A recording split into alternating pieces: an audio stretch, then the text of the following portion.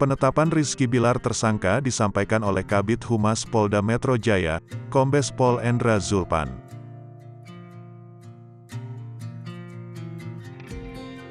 Saudara Muhammad Rizky sudah diperiksa sebagai saksi, sejalan dengan pemeriksaan dan pemeriksaan saksi lain termasuk saksi korban dan hasil visum yang dilakukan terlapor, ujar Kombes Pol Endra Zulpan di Polres Metro Jakarta Selatan, Rabu, tanggal 12 Oktober tahun 2022.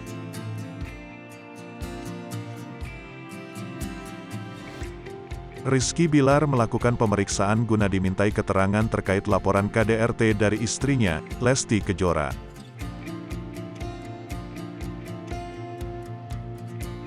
Dari hasil pemeriksaan, Rizky Bilar ditetapkan menjadi tersangka. Ditetapkannya Rizky Bilar menjadi tersangka, didukung dengan bukti dan fakta.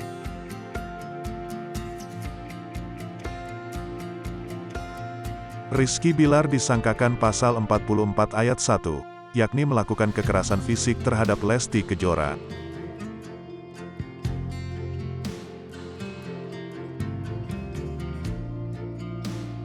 Selain itu, Rizky Bilar terancam hukuman 5 tahun penjara. Selanjutnya, Rizky Bilar akan melakukan pemeriksaan sebagai tersangka.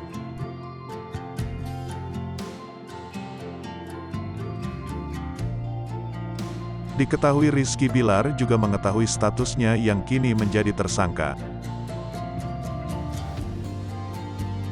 Kendati demikian, dari hasil pemeriksaan Rizky Bilar akan diberikan taukan lebih lanjut mengenai keputusan untuk penahanan Rizky Bilar.